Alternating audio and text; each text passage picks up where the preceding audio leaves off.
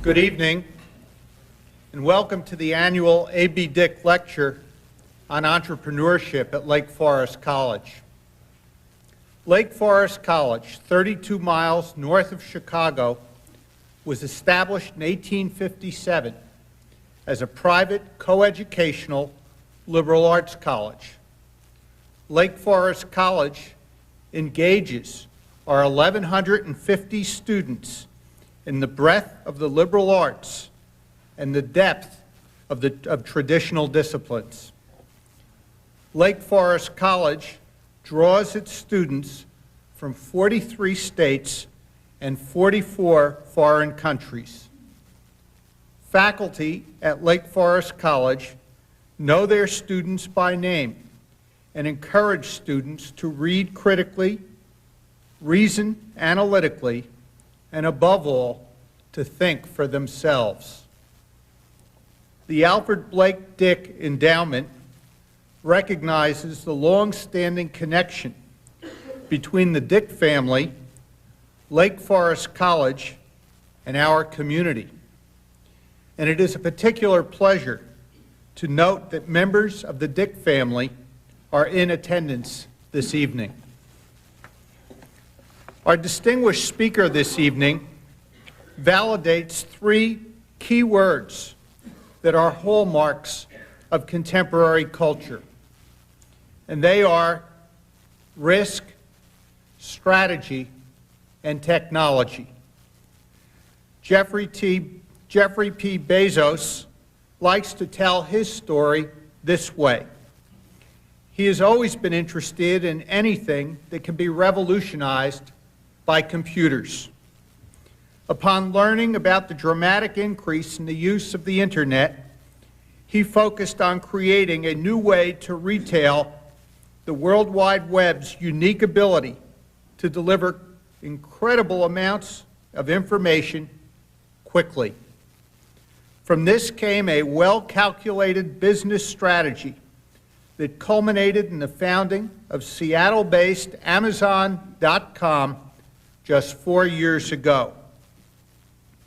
It is also important to share the observation offered by a correspondent writing for the Wall Street Journal. Mr. Bezos, they wrote, has quietly built a fast-growing business where the world's mightiest merchants mainly have racked up failures. Amazon.com has pinpointed one of the few products that people really want to buy online: books. Jeff Bezos is a Phi Beta Kappa graduate, class of 1986 of Princeton University.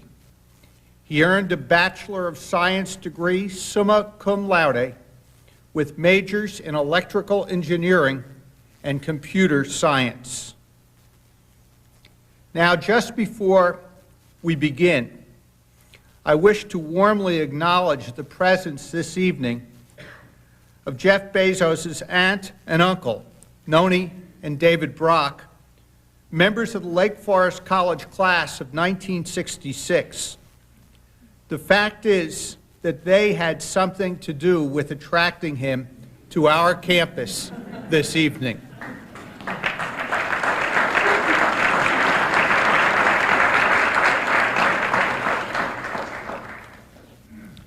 And it is with great pleasure that Lake Forest College welcomes, as this year's A.B. Dick Lecturer on Entrepreneurship, the founder and CEO of Amazon.com, Jeffrey P. Bezos, who will discuss building Earth's biggest bookstore. Welcome.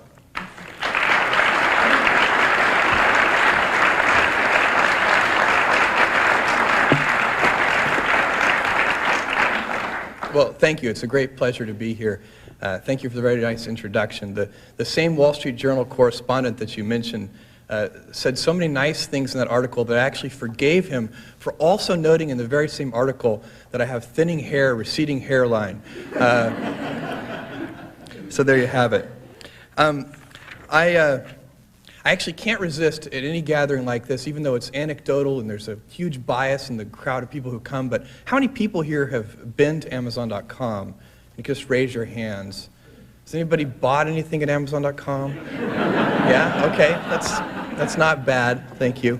We really appreciate that. And after the lecture, I invite those people to come up to me and get a handshake of thanks, and also I'd love to hear how we can improve the customer experience for you. I'm going to tell you a little bit about Amazon.com, a little bit about the story of sort of how it came to be. The company was conceived in the spring of 1994. I came across a startling fact. In the spring of 94, web usage was growing at 2,300% a year.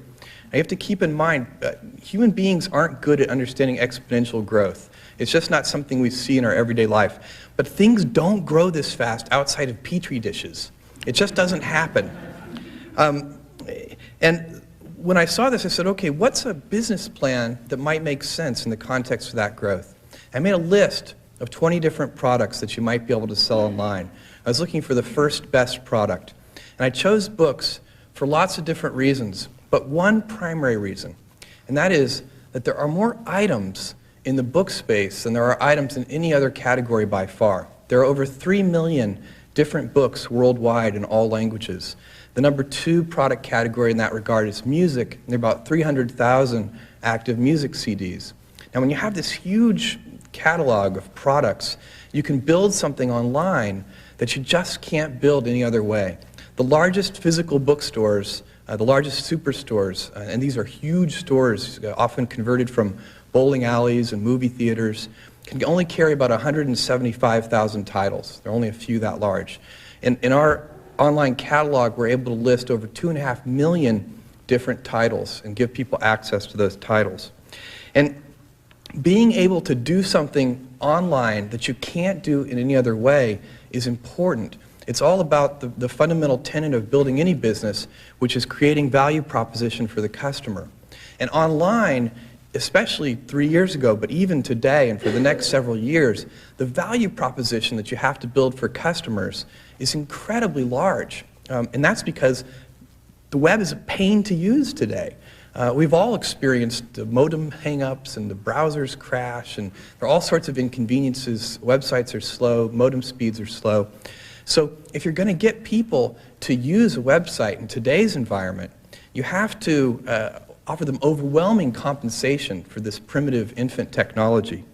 And I would claim that that compensation has to be so strong that it's basically the same as saying you can only do things online today that simply can't be done any other way. And that's why this huge number of products looked like a winning combination online. There's no other way to have a 2.5 million title bookstore. You can't do it in a physical store, but you also can't do it in a print catalog. If you were to print the Amazon.com catalog, it would be the size of more than 40 New York City phone books. So it's also very important when planning a business like this, I think, to sort of look at what is the brand promise that you're going to make to customers. And the brand promise that you make has to actually coincide and very, very closely with the things that you can deliver. This is kind of an important but sometimes overlooked component, I think. And in our case, that led to the name of Amazon.com. It's basically Earth's biggest river, Earth's biggest bookstore. And we wanted to use this large selection to be able to build an authoritative store. Authoritative means a few things: authoritative selection, authoritative prices, and authoritative information about books so that you can make a purchase decision. And the internet allowed us to do all of those things. We could have more selection. We could also have lower prices because we don't have to have retail real estate in high traffic areas. That's very expensive. Inventorying books in those spaces is very expensive. We get to inventory our books in very low cost warehouse space. It's also possible to have more information online about products than you could ever have in a physical shopping environment. So you can really build an authoritative store. And just for those of you who don't read National Geographic nearly often enough, the Amazon River is 10 times the size of the Mississippi River in terms of volume of water that flows through it. And there are these great pictures every decade or so in National Geographic where they superimpose a cross-section of the Amazon and a cross-section of the Mississippi. The Mississippi looks like a little creek. So we opened the store in July of 1995, almost 3 years ago now, after doing about a year of software development. And the store has grown very rapidly. At this point, our sales are about the equivalent of 50 of those big chain superstores. And the interesting thing is that we opened the equivalent of 12 of those superstores in just the last 3 months. So things are growing fast. We ship books regularly to over 160 different countries. In our first 30 days of being open, we shipped books to more than 45 countries in all 50 states. There are some interesting stories about the international. So, for example, we ship 4 orders a day at least to Bulgaria every day. And to show you sort of the broadness of this, even though in Bulgaria they only have the equivalent of 4 T1 lines of bandwidth coming into the whole country, that's significant. Amazon.com has about 60 times as much bandwidth as Bulgaria coming into our one company. We also had, people, it's very difficult to get English language books outside the U.S. About 22% of our sales are outside the U.S. And people will go to great lengths because people want access to information. They want access to things that help them educate themselves and so on. We had an order from Romania, and the person didn't have a credit card, which is the most common way that we get paid. And this was the most unusual way that we had ever gotten paid. The person sent us cash, which we don't encourage, and they sent it all the way from Romania. It was U.S. currency, but it was very interesting. They had taken 2 crisp $100 bills and folded them up into a tiny little package, and then opened up the door of a floppy disk and put the money inside a floppy disk. And then they mailed us the floppy disk with a note on the cover of the floppy disk that said, "The customs inspectors steal the money, but they don't read English. It's inside the floppy disk." And sure enough, our erstwhile accounts receivable people pried open the floppy disk, and there was $200. The person got their books, and it's a happy ending.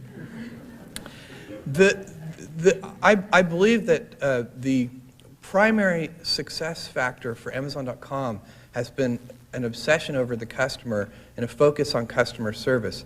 This is clearly important in any business, but especially important online. And the reason for this is that word of mouth is incredibly powerful online. If you make a customer unhappy on the internet, they won't tell 5 friends. They will tell 5,000 friends on Usenet news groups and listservs and so on. Likewise, of course, if you can make a customer happy by meeting or exceeding their expectations, they can also tell 5,000 people and therefore, be evangelists for you. They can use the internet as a megaphone. So it's very important to do the things that you actually are going to claim to do. And what this means basically is the balance of power has shifted away from the merchant and toward the consumer, which is a great thing, I think, for everybody involved. And it's even great for the merchant as long as the merchant realizes it. One of the statistics that we track most carefully at Amazon.com, because we believe that this is so important, is the fraction of orders we receive every day that are from repeat customers.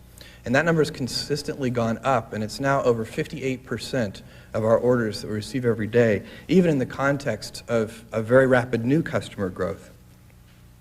One of the great things, too, online is that the customers help you figure out what you're doing wrong and how to do things better.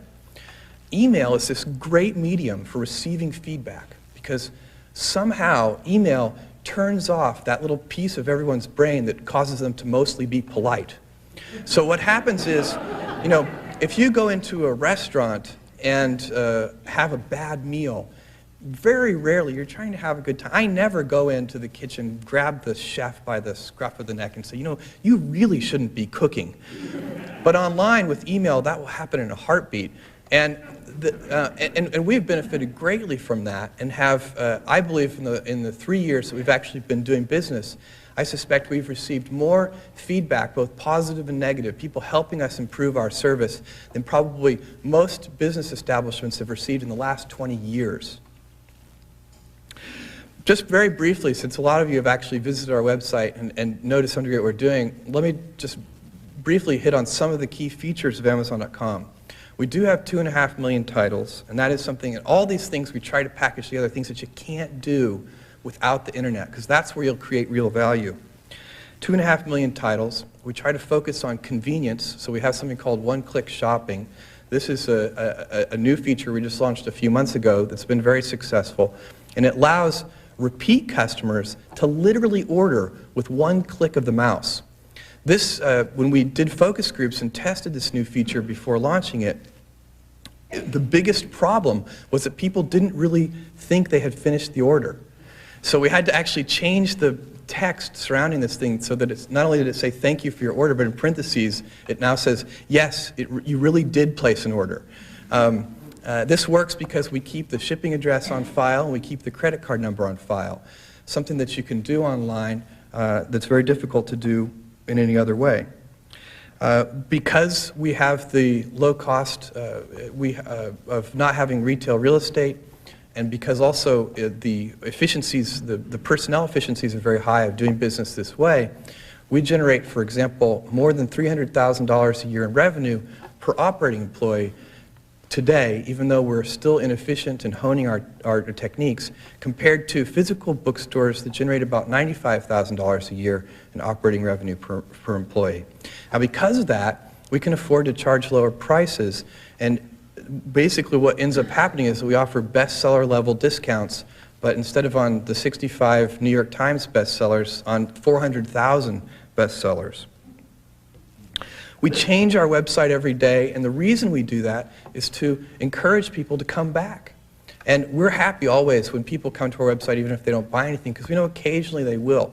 So one of the interesting things about the book space, and every business environment is different, and every industry is different, is that people don't just shop for books for convenience. They don't shop for them just because they need them. It's actually an incredibly fun thing to do, and many people will spend 2 hours on a Sunday afternoon in a bookstore. There are other products that aren't like this at all. So for example, pharmaceuticals, nobody browses the preparation age counter. You go in, you go out, you're done. You want that to be a painless experience. So that wasn't meant to be funny, but but we do work very hard, and we'll never make Amazon.com fun and engaging in the same ways that great physical bookstores are. You'll never be able to hear the bindings creak and smell the books and have tasty lattes and soft sofas at Amazon.com. But we can do completely different things that will blow people away and make the experience an engaging and fun one. And I'll talk about some of the stuff that we can do in the future a little later. One of the things that we've done that's been much commented on, and I think has been very important, is we let regular old customers review books. It turns out our customers are very smart, and the reviews are extremely helpful to other customers in terms of making purchasing decisions. And I'm also convinced that there's a little piece in the human brain that can immediately tell by reading somebody else's writing whether the person is smart or crazy within like the first 5 words. So you can actually weed out the reviews that you don't want to pay attention to really well too. It's one of the things that surprises people, sometimes upsets publishers and authors, is that we let people enter negative reviews. And they say, why do you do this? You only make money if you sell the books. Why don't you weed out the negative reviews? And the reason is because we're taking a different approach of trying to sell all books. We want to make every book available, the good, the bad, and the ugly. And when you're doing that, you actually have an obligation, if you're going to make the shopping environment one that's actually conducive to shopping, to sort of let truth loose. And that's what we try to do with the customer reviews. So we do actually remove reviews that are off topic, or even if they're funny. We let, for example, authors review their own works. They can say, I'm the author, and click here if you're the author and you can review this book. And we scan all of these. We have a team of people who does this, and matches them up, and we have to have the email address, and we can verify things with the publisher and so on. But occasionally things slip through. We did have God review the Bible. There were a couple of other amusing things. Let's see, who was it? I can't remember who it was very, very upset that Jane Austen had gotten 2 miniseries.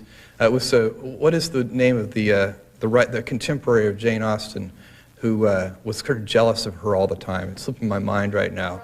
Yeah, it's Bronte. Thank you. That's my wife speaking up, saving me yet once again.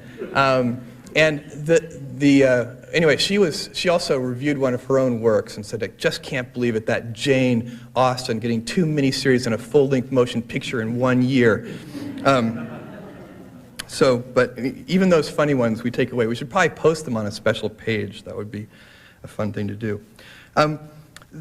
Finally, what people don't see, sort of behind the scenes at Amazon.com, you can see a lot of things on the website, but you can't see the stuff, the software development and all the effort that goes into the back-end tools.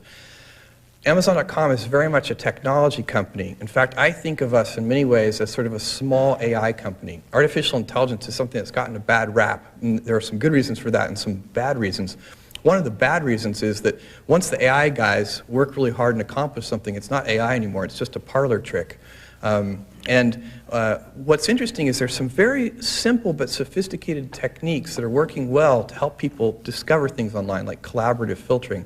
I'll talk a little more about that in a minute. But this is all subterranean. So we're starting to do things on our site now that aren't very visible, like customize the home page for particular customers, using their past activity and their stated preferences to guide us. And you don't even notice this unless you sit right next to someone and see that their version of Amazon.com is slightly different from yours. We've just started doing this. This is something we've wanted to do forever. And the goal is to make the perfect store for everybody. We don't have to have the average store for the mythical average customer. We've also worked hard on all the customer service tools, the things that process electronic mail. If you're doing business in a regular mail order company, for example, there are dozens of off-the-shelf systems you can buy to handle inbound phone calls into a call center and so on. We get thousands of email messages from our customers every day, and there aren't any great off-the-shelf inbound email center software packages yet. There will be. So we've had to write our own. In fact, about 85% of all of our software development to date has actually gone into the back-end systems that are completely invisible to customers. The logistics systems that handle 2.5 million different items in 6 different availability categories. Early on, we looked at, could we buy a software package that would do the logistics for us? The problem is that if you look at the available packages that are built for mail order companies, they typically have just 2 availability categories, in stock and back ordered. We actually have 6 because we have books that are shipped within 24 hours, 2 to 3 days, 1 to 2 weeks, 4 to 6 weeks, not yet published, shipped when available, and one more out of print, shipped within 1 to 3 months if we can find it at all. Some of this stuff just has to be done the hard way. We've also done one more thing that I think is interesting enough to mention, which is our Amazon.com Associates program. There are actually several other places doing this now, but at the time I believe it was new. And the idea was, let's make it possible, let's use the inherent features of the web to make it possible for any website, no matter how big or how small, to have its own bookstore in association with Amazon.com.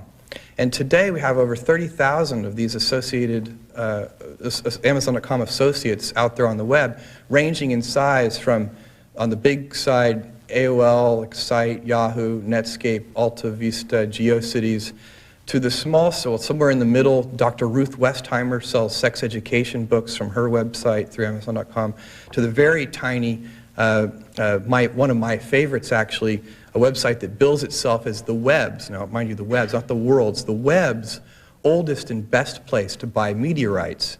You can indeed find everything on the web if you look hard enough. And now they can sell media books along with this.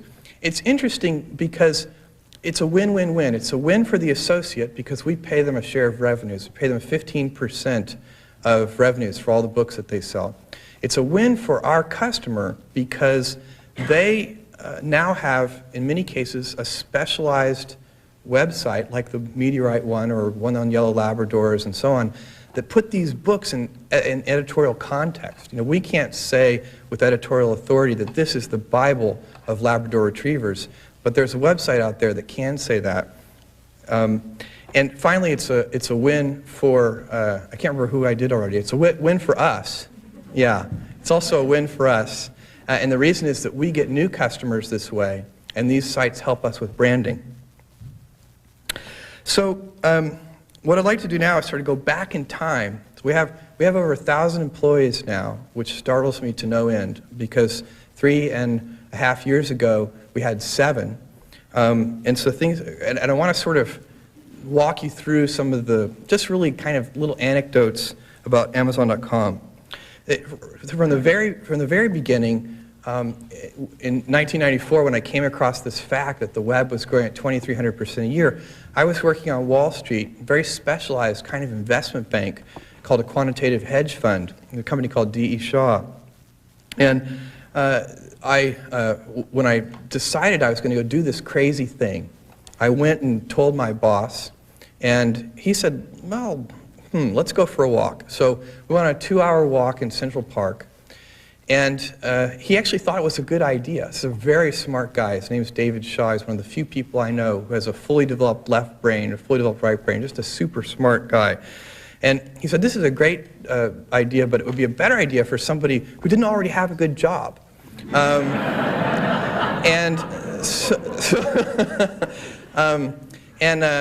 That was actually a compelling argument to me. And so I went away. He convinced me to think about it for 2 more days. And it was very hard to make that decision. And until I found the right framework in which to make the decision. And I think because I know there are a lot of people who are interested in entrepreneurial activities out there, I think this could be useful. It's the right framework for me anyway to make the kind of decision was a regret minimization framework. So I projected myself into the future, and I'm 80 years old, and I'm looking back on my life. What do I want to have done at that point? I want to have minimized all the regrets that I have. And I knew that when I was 80, there was no chance that I would regret having walked away from my 1994 Wall Street bonus or any of that kind of thing. I wouldn't even remember that. But I did think there was a chance that I might regret not having participated somehow in this thing that I thought was going to be very exciting called the internet. And I also knew that if I tried and failed, I wouldn't regret that. So once I thought about it that way, it became incredibly easy to make that decision. It's also easy for me because my wife, who's sitting right here, is so supportive. And also, thankfully, she's not geographically tied to a particular area, so we were able to pick up and move to the best place to do Amazon.com, which turned out to be Seattle. But there's actually a story there. So when you get bored of these anecdotes, let me know, and I will stop. But when something's growing 2,300% a year, you have to move fast. A sense of urgency becomes your most valuable asset. And so we did do that. I wanted to, it turned out it was, the problem of where to locate Amazon.com was highly constrained by 3 factors. It had to be in an area with a large pool of technical talent. It had to be in a small state, because only the residents of the state where you have what they call nexus have to, you only have to charge those customers sales tax. So I wouldn't want to be in California and so on, bigger states. And finally, it had to be nearby a major book wholesaler. And it turns out the largest book warehouse in the world is in Roseburg, Oregon. So I was doing this analysis, and I had tons of statistics about cities all over the country. Even, I can tell you to this day that there are about 3,000 flights a week out of the Seattle airport, which makes it sort of a medium-sized hub. So, and that was, you know, these were like more minor considerations. But trying to make this decision, the problem was I hadn't quite made it. I narrowed down to 4 cities: Portland, Oregon, Seattle, Boulder, and Lake Tahoe on the Nevada side of the border. And the movers were here, and they had packed up our stuff, and they wanted to know where to take it. So I told them, just head west, and call us tomorrow, and we'll tell you. And that's what they did. And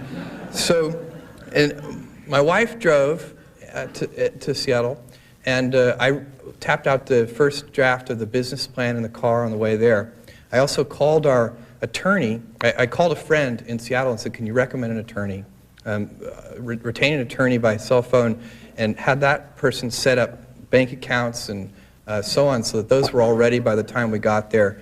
Had him incorporate the company, and of course he's got me on the cell phone. I said, what should the name of the company be that you need for the incorporation? And I was very clever. I had already thought of this. I knew he was going to ask me that question, and so without even missing a beat, I said, Cadabra, Cadabra Inc., like abracadabra. Well, I instantly knew that was an incredibly dumb name, because he came back to me right away with cadaver?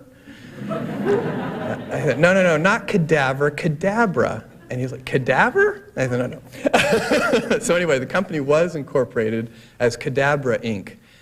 Right there, and 3 months later was changed to Amazon.com.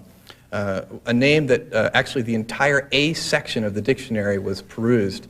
Turns out that things are always listed online in the order, almost always in alphabetical order, so kind of like the Yellow Pages where you get the AAA auto repair phenomenon. You start to see that. In fact, we do have a competitor, a small competitor online called like AAA1 Books or something like that.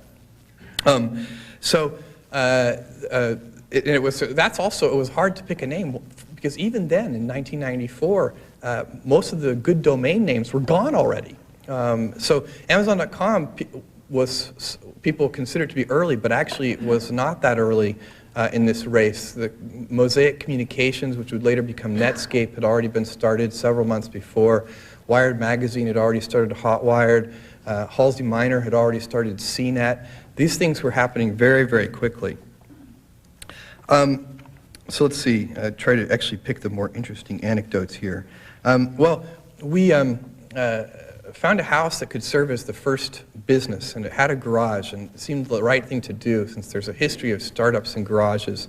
And this wasn't fully legitimate because it was a converted enclosed garage, but I considered it somewhat legitimate because it wasn't insulated. And so it was cold in there, and to solve the cold problem, the owners of the house, we were just renting this house, had installed a big pot-bellied stove right in the center of this garage, this converted garage. Later, when we got the fifth person moving into this small, had been a two-car garage, we had to move the pot-bellied stove out, and the thing must have weighed 800 pounds. Those were not impressive offices, and so when we had meetings with third parties, the most convenient place to have the meetings was a little cafe just down the street, only about a mile away. Well, I guess it's not really a problem, but the interesting thing about this cafe is that it was inside a Barnes & Noble store. So in fact, we did do all of our early third-party meetings at Barnes & Noble. The only other interesting thing from that first office is that, again, by the time we got about 5 people, there wasn't enough electricity in that garage because it just had one circuit breaker serving the whole garage. We had the place full of computers and other equipment.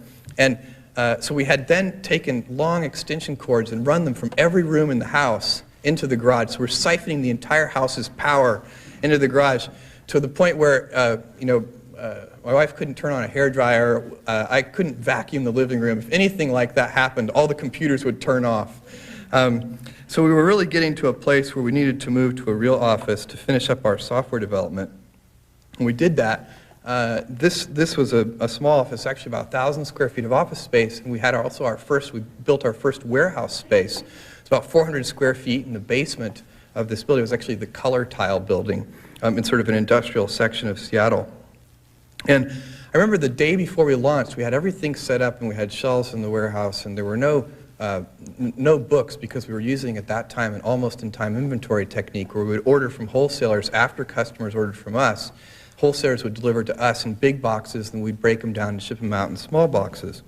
Well, one of our programmers, I remember, was looking at this little tiny 400 square foot warehouse that we had set up the day before we opened, and he said, I can't figure out if this is incredibly optimistic or hopelessly inadequate. And I looked at him, I said, yeah, you're right. And so in fact, we believed that it was going to be incredibly optimistic. We had very low expectations for starting off and thought it would take a long, long time for consumer habit to adopt buying online at all. And in fact, we felt so strongly about this that we were trying to convince these wholesalers to make smaller shipments to us. They had what seems to be a very small minimum shipment size, which was 10 books. You had to order at least 10 books. But we were convinced it would take months and months to get to 10 books a day that we would be selling. So we wanted to, even that we said, can we pay like a $20 fee or whatever to get one book? They said, no. We didn't want to just go buy them at Barnes & Noble because we wanted to actually test and exercise our systems and so on. So we found a loophole. It was a great loophole. Turns out that with both of the wholesalers were using at that time, that you just had to order 10 books. If you ordered 10 books, but 9 of them were books that they didn't happen to have in stock, they would ship you the one book. And so we figured out that there was this, both of them ostensibly carried this particular obscure book on lichens, but they didn't have it. So we tested all of our systems by ordering one book and then 9 copies of this lichen book.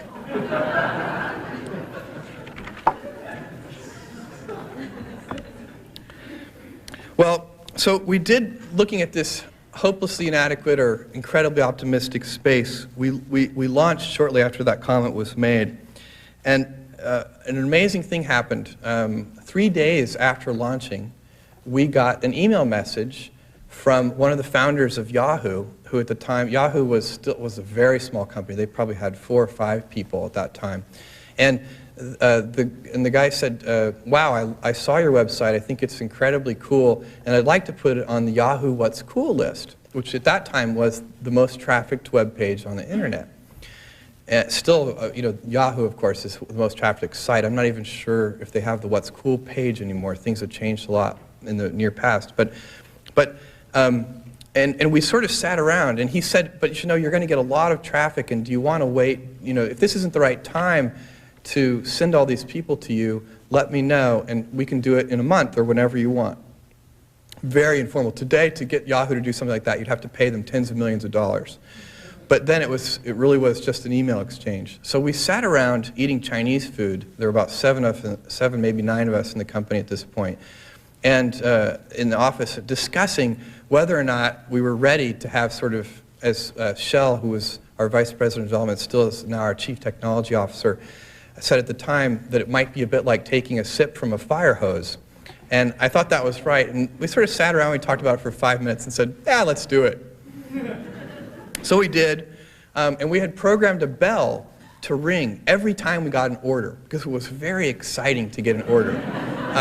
And basically, every computer terminal, which there were only about 9, but everybody's computer terminal would ring when we got an order, and a little thing would pop up interrupting whatever you were doing, showing the contents of the order and what had happened, and a big cheer would go out. Well, as soon as this Yahoo thing hit, all of a sudden the bell became extremely annoying. And so we quickly unprogrammed that, and instead somebody wrote a little script that we could run at any time we wanted to see, what the sales had been in the last hour or the last 5 minutes. This thing got used a lot in the first few days. And so anyway, this was still, compared to what kinds of levels of business you see at Amazon.com and on the internet in general today, very, very small, but they were huge compared to what our expectations had been. And in fact, everybody in the company, every single programmer, all 9 of us were shipping and packing books out of this 400 square foot thing. We were trying to figure out how we were going to get enough bandwidth to actually hire more people to do this while doing it. Literally working until midnight every night, shipping out 100, 200, 300 packages a day. And we had not planned perfectly. We didn't even have packing tables in this little 400 square foot warehouse, so this was all done on our hands and knees on a cement floor. And I remember we got used to it so quickly that 2 weeks later, when we actually got packing tables moved into that space, we thought, wow, these packing tables are really good. This is a great idea. Let's see. At that time, and still for the next couple, we've been in 5 different locations now, and just about 3 years. So that's either poor planning or unusual growth, whichever way you want to think about it. And in our first couple of warehouses, we used now we use a logistics technique. We reprogrammed our computer systems called random stow. But before, we'd had this really cool, less efficient but very cool technique where as we got the books in, we put them directly into bins that were by customer order. So you could wander through the warehouse and literally see, look at any grouping of books, and that would be a customer's order. So you could see what people were buying in combination. It was very interesting. And there are a couple of interesting vignettes from that. One is that we saw this, I walked through one day and I saw this order that was 101 ways to make love to your husband, 101 ways to make love to your wife. It was a 3-book order. And the third book was a Hawaii vacation planning guide. And I looked at this order and I said, I think we know what's going on here.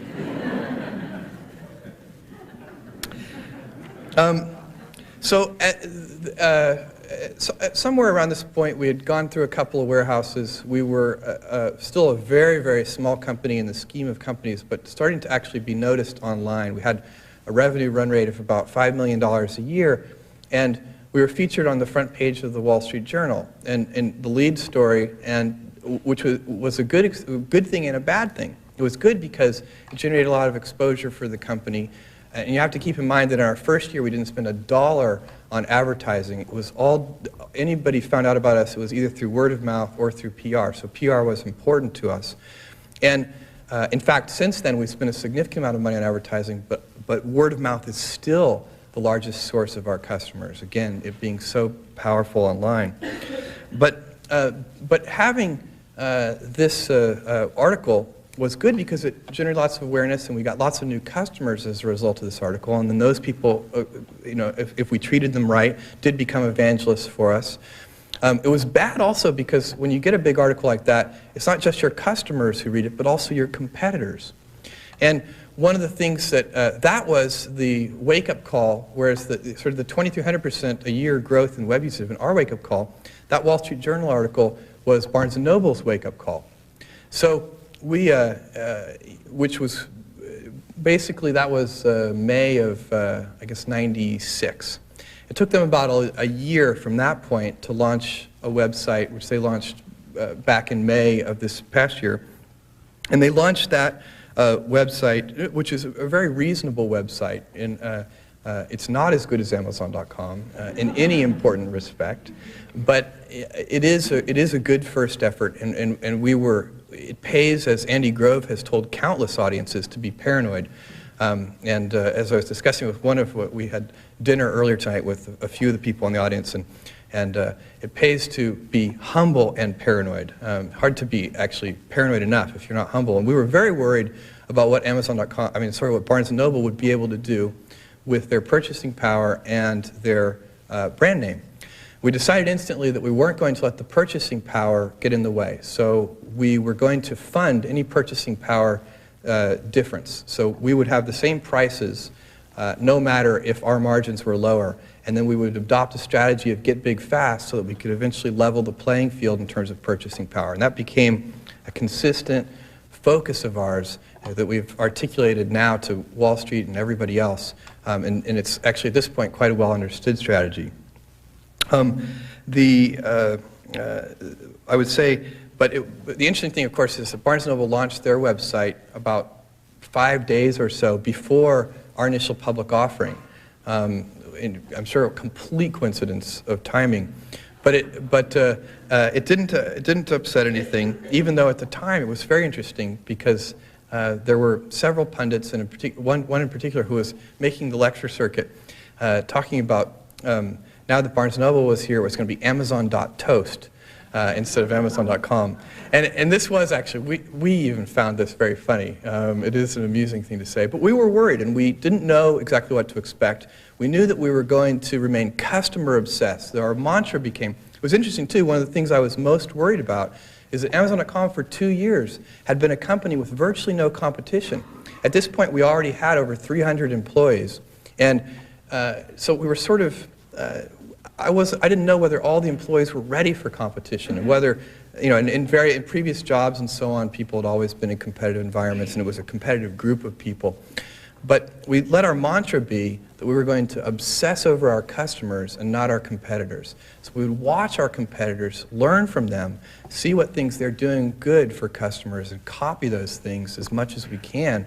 But we were never going to obsess over them. And that became our watchword. And it's actually worked very well. Since Barnes & Noble launched their site, we've gone from having a revenue run rate of about $60 million a year to a revenue run rate of having $260 million a year.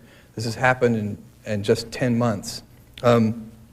We have also gone from having 340,000 customers to having over 1.5 million customers in that same period of time. And I am convinced that, I mean, there are two things. A company like Amazon.com can only compete against a much larger company if you really do offer a better service. We know by anecdotal evidence, focus groups, and quantitative research that there are three things that are important to our customers: selection, ease of use and convenience, and price. And so every day we work on making sure that each of those three things are better at Amazon.com than they are anywhere else.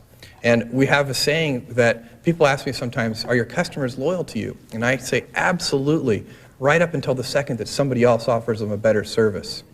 And so we work on that very hard, and then I think the thing that makes it work for us is the word of mouth, and it's that 58% of repeat customers every day, the 58% of orders from repeat customers.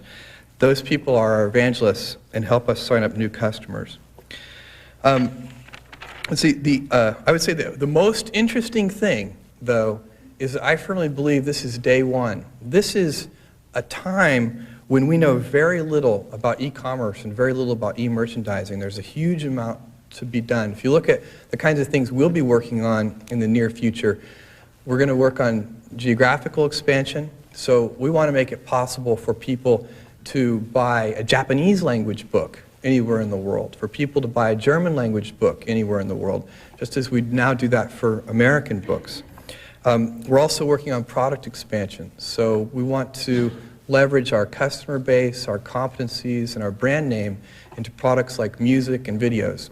If you search Usenet news groups, you'll find at least once a week somebody will ask the question, who's the Amazon.com of music? And we're desperate to say we are. And so far we can't say that. So those are two of the things we're working on. But I think one of the most interesting things is this notion that I spoke about earlier, which is redecorating the store for each and every individual customer. This is the future of, in fact, we've stopped calling it e-commerce and started calling it e-merchandising. Because commerce is the simple, find it, buy it, ship it sort of action. E-merchandising is much more about customer behavior online. In the physical world, there are all sorts of interesting things that are understood about customer behavior. So there's something called the hard right, for example. You walk into a store, 90% of customers turn right.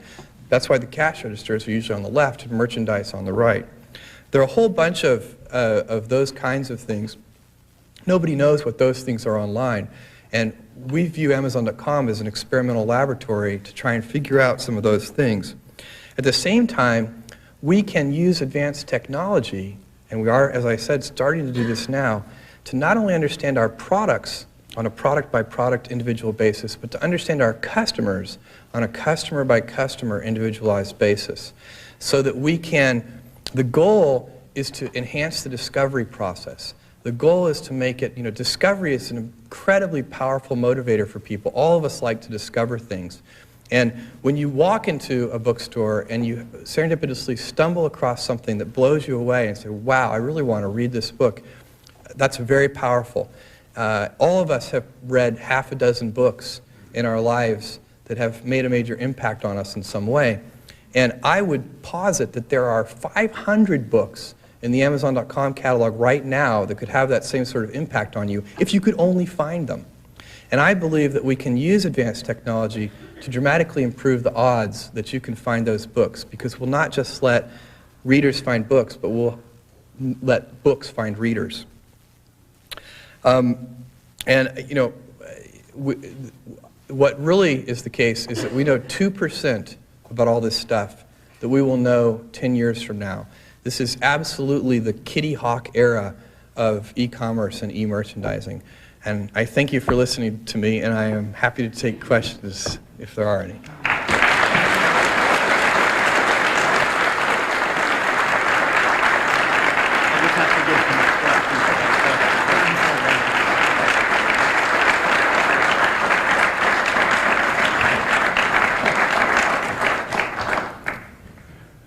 In asking questions, will you please rise, and will you please state your name as well? Thank you. Speak into the boom. Yes, right here. Long boom, I guess. I'm Dave Tolney. Question about other businesses that you think are relevant for commerce on the internet beyond just records and music. Well, I think the internet is going to affect most businesses in some way in the future. There are certainly a lot of other businesses that, besides those three, that are even in the near future going to be very successful online. Computer hardware and computer software sales are going to be a big deal. A lot of companies are using the internet very effectively, not to necessarily sell things, but to save significant amounts of money. Federal Express is a great example with their package tracking website. They have many fewer calls to their 1-800 number tracking packages. So there are a lot of opportunities for many, many companies to offer customer self-service. The interesting thing is, if you look at all the studies, customers prefer self-service when it's done properly to being helped by somebody else, because they have control over the situation. I think I may have this slightly wrong, but I know the hotel industry does satisfaction surveys every year, and I believe Embassy Suites always gets the highest customer service ratings, even though they don't have any. They just let everybody, you have your own coffee pot and your own things, and people love that. Sir.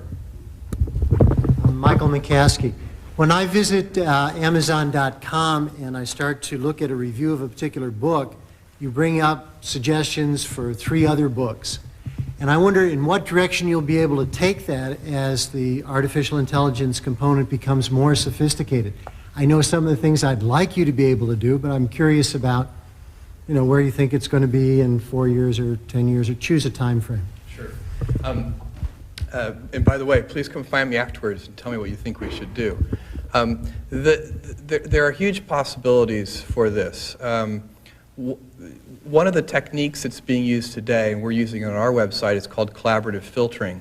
And the way collaborative filtering works is basically it looks for your affinity group. So if we have something called instant recommendations, it looks at the books that you've bought in the past from Amazon.com, and then it finds other customers who've bought the same books, and then it looks for the things that that group of customers have bought that you haven't, and it recommends those things to you. So it's basically looking for people who have the same taste or interests that you do, and then using them as a guide to what we should recommend to you. There are other techniques that can be used. People think that neural networks are going to be valuable in this space. There are other simpler, but sometimes the simple things work best, just simple statistical techniques that can be used. There are genetic algorithms that can be used. These are a lot of this, what's going to be done is a lot of experimentation, and we're going to find out what works best. Chris. Hi, I'm Chris Nairn. You mentioned you list 2.5 million books on your website, but really only about 1.5 million are in print currently. Could you mention how Amazon.com goes about finding those remaining million books for those who should happen to order them? Sure. We have, if you look at the catalog, there are 2.5 million books. About the 200,000 bestsellers we actually inventory ourselves in our own warehouses. Between 200,000 and 400,000, we go to a network of about a dozen different wholesalers to get those books. Between 400,000 and 1.5 million, we go to over 20,000 different publishers directly to get those. And then between 1.5 million and 2.5 million are the out-of-print books. And we use a network of search services. There are companies that have specialized for years. This actually isn't a new industry.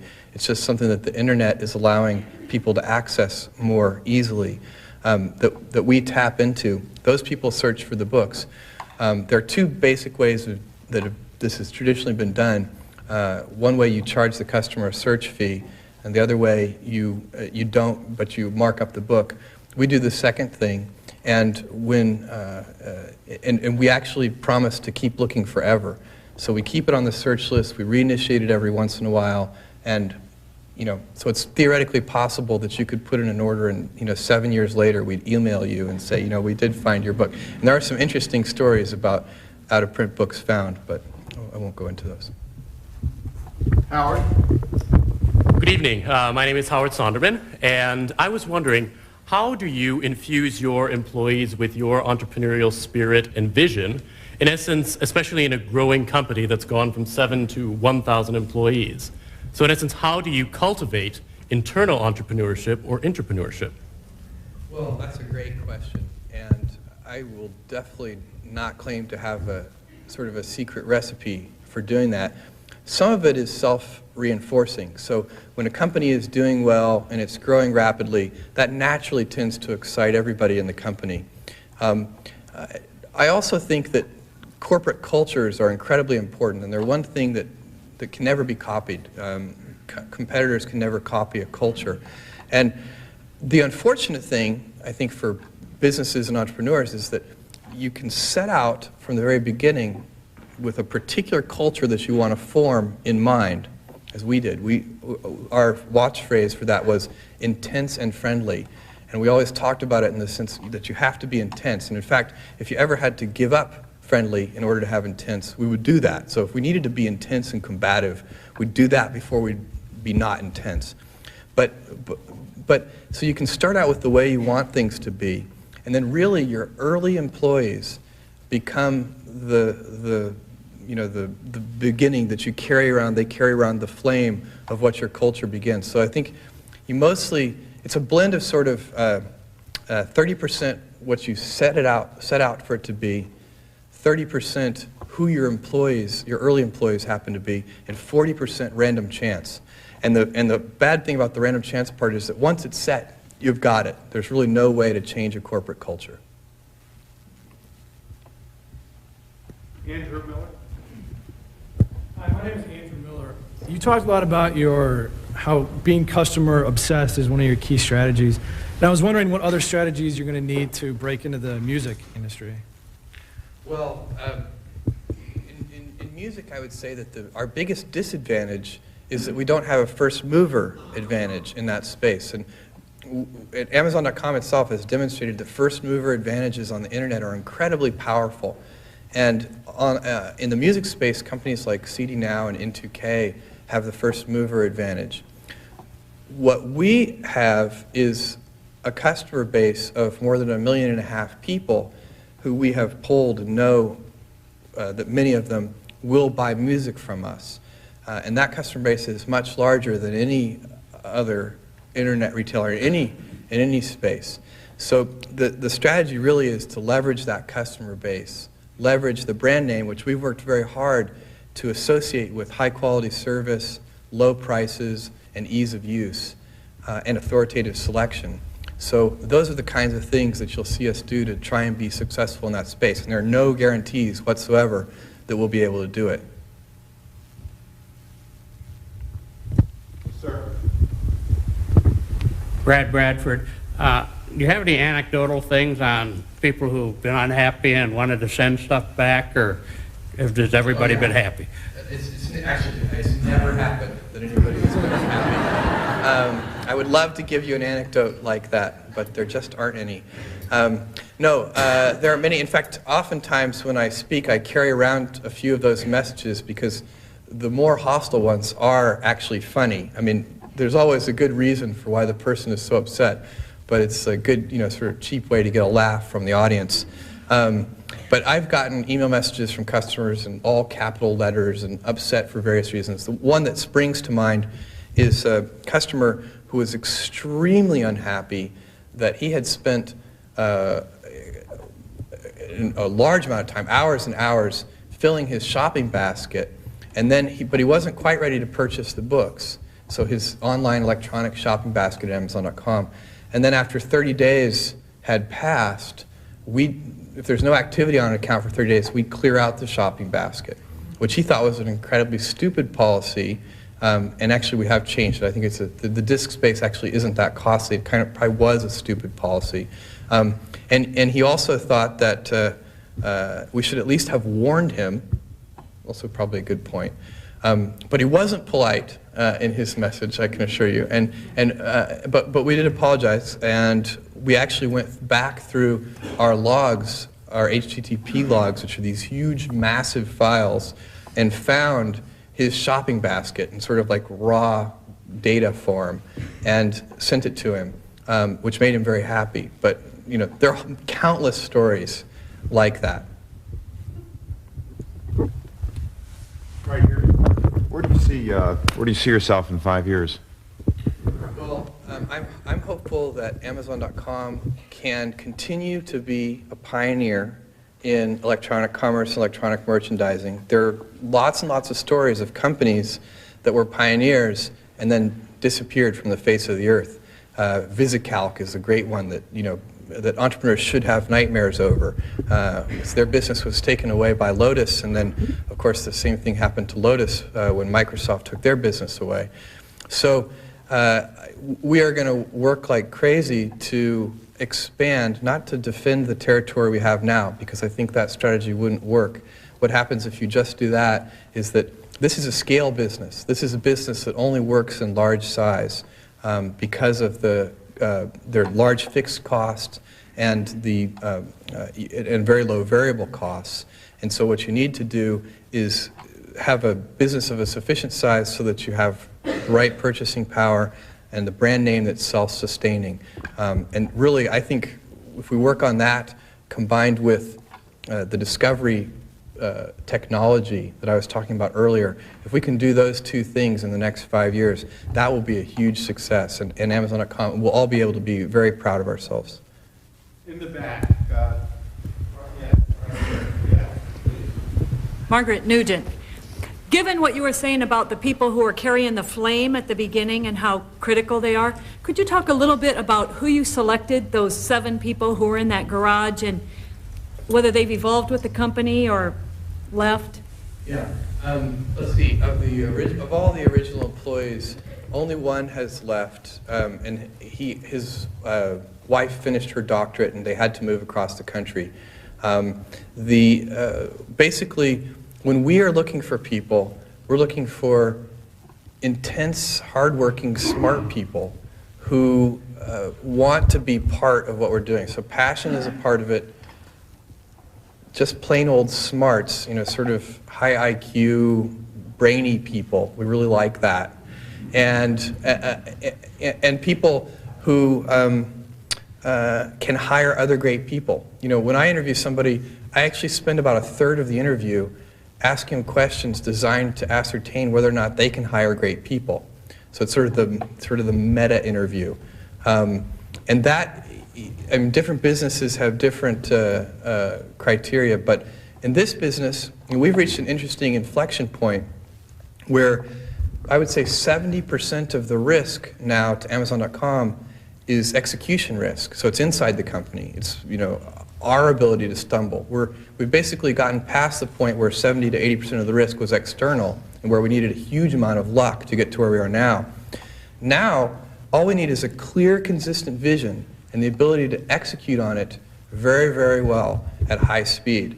And that second piece comes from having large numbers of talented employees with lots of executive bandwidth to help guide them.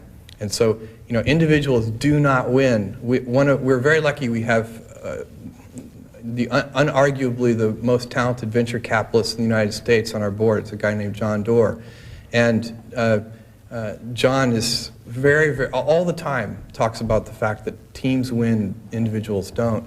And we have built a great management team and a great group of people underneath that.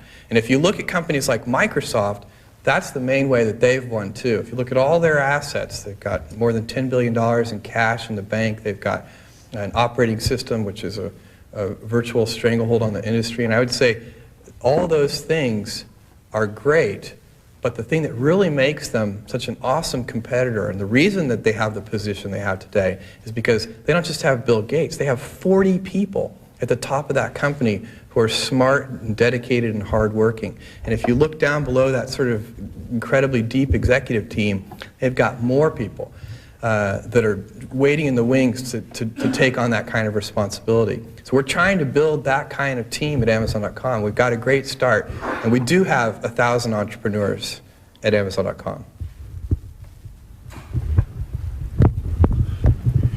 There are lots of, my name is Mary Long. There are a number of discussions always going on about the future of the book now that there is the computer. I'm wondering what your thoughts are on that. And also, relatedly, I guess, what, with the growth of the superstores, the Borders and Barnes and Nobles, they've really had an impact on, I think, on publishing in some ways and with deals with the publishers. What kind of an impact are you having on publishing and books? Okay, great questions. Well, impact, first of all, I'm terrible at multi-part questions, so if I forget one of the parts while answering the other, just remind me. The impact on publishers is especially, Amazon.com's impact is especially positive on small and independent presses. The reason is that this extensive catalog, the ability to have, that the internet gives us infinite shelf space so that we can actually merchandise to a worldwide audience titles that otherwise simply could not and cannot get distribution in physical bookstores. So that has been a positive impact. A second thing has been reduction in returns. Turns out, most people don't know this, but 38% of all books that get shipped out from publishers into the retail distribution channel are eventually returned to the publishers as unsold merchandise. That's an incredible statistic. And Amazon.com's returns to publishers are less than 4% because of our centralized distribution model. Your first question, what's the future of the book? I firmly believe that at some point the vast majority of books will be in electronic form. I also believe that's a long way in the future. And the thing that holds, many more than 10 years in the future. And the reason that that gets held back today is that paper is just the world's best display device. It turns out that today, with the state-of-the-art in display devices, dead trees just make the best display devices. They're higher resolution, they're portable, high contrast. And so someday, computer displays will catch up with that, and then I think electronic books will be extremely successful. In the back, on the right side. Hi, my name is Will Price. I was just wondering what you're doing to drive consumer behavior or access to technology in terms of growth avenues. Is that something you're actively trying to work on, or is the inherent growth in the industry sufficient to cater to right now? Well, we aren't trying to grow the internet. The customers that we target with our advertising and our other promotional activities are already online, and they're heavy book buyers. So at this stage of the game, we're not trying to convince people who aren't online to come online. And we're also not trying to convince people who don't read to read. We will save that for a future, more glorious day. Right here.